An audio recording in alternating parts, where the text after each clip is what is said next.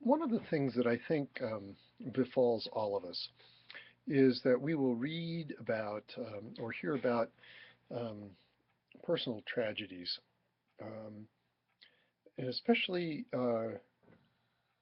situations where somebody uh, fails incredibly publicly. And and we'll think about it often judgmentally. Um, I think this is human nature. I think that if we recall Tiger Woods, who was everybody's darling golfer for a long time, and then he had his big uh, marital failing, and oh golly, golly, golly, Tiger Woods, Tiger Woods, and we tend to distance ourselves, I would say, from that a bit, and look at it and say, oh, that's too bad, or that's awful, or my goodness, I hope he fries, or whatever. And I think sometimes we uh, forget that there are real people involved, and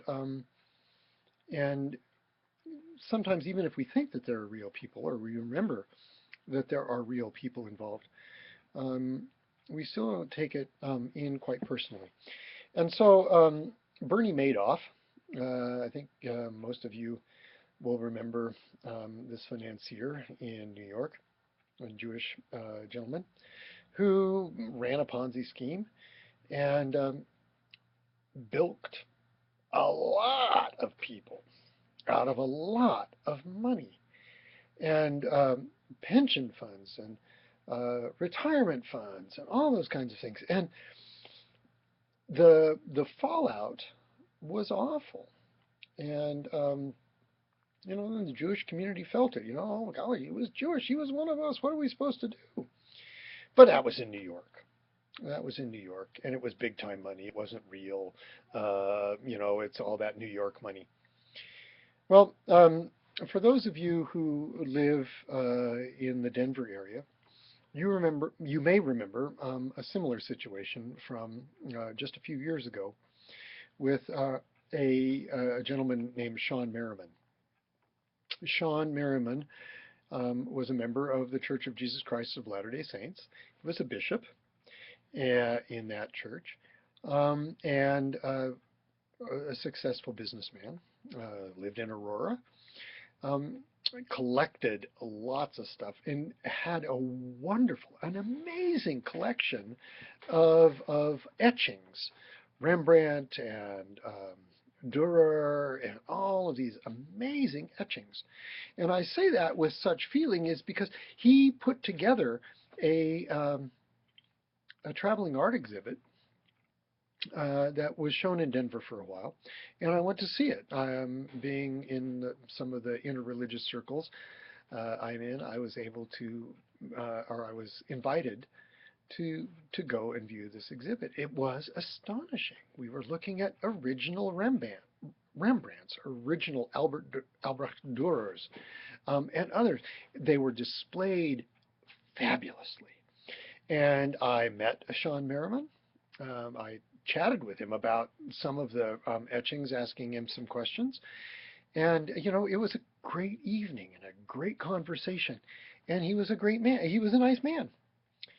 And then, not too long after, I forget exactly how long, it came to light that he was running a very, very, very uh, intelligent, sophisticated Ponzi scheme.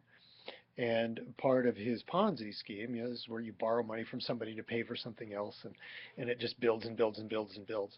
Um, and part of his Ponzi scheme paid for all of these etchings. And here we had the mayor and all of these other folks going through and fawning um, over all these etchings, as I did. Well, this all came to light, and the world crashed in around Mr. Merriman and his family and the Mormon Church, especially here in Denver.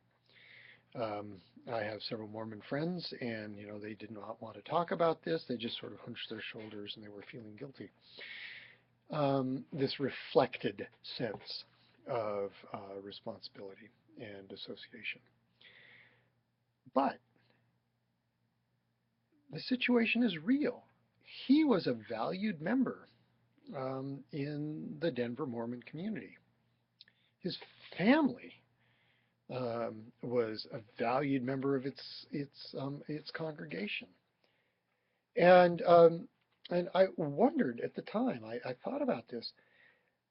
How is this being dealt with within the community? Now, I haven't asked some of my Mormon friends about that. I suppose I should.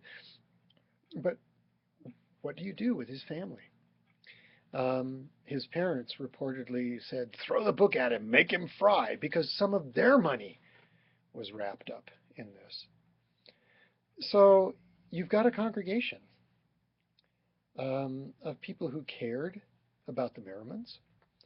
You've got a congregation of people who had trusted him and chose to invest money based on his claims of financial return and security. And then all this comes crashing in around you. So what do you do? And so that's your assignment. What do you do? You learn on a Monday that this all happened. And so therefore you have 6 days. You guys only have like 4 or 5 to come up with what you're going to do to address this in your congregation where his family are members. He's been taken into custody. What do you do with them? How do you deal with the anger? Do you do something liturgically? What do you say from the pulpit? You recognize that there are questions of pastoral care.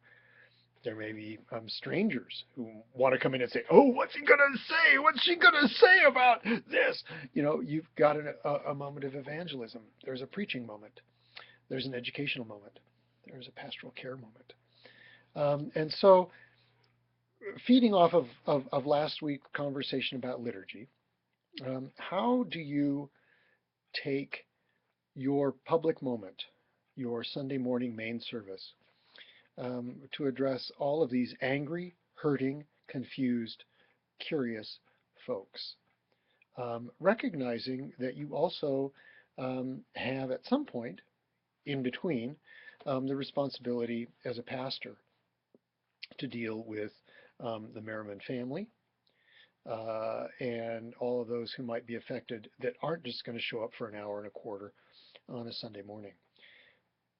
This is a big task. And yes, I recognize that. But it's a real one. Certainly his congregation had to face this and the people who were in charge of that congregation. It's much like what happens when a prominent member of your community commits suicide or something else like that. How do you respond pastorally, educationally, evangelistically, liturgically to this? And so you'll see the rest of the instructions down below. But this is a challenge. I recognize this. It's hard, but it's part of what we have to do in ministry.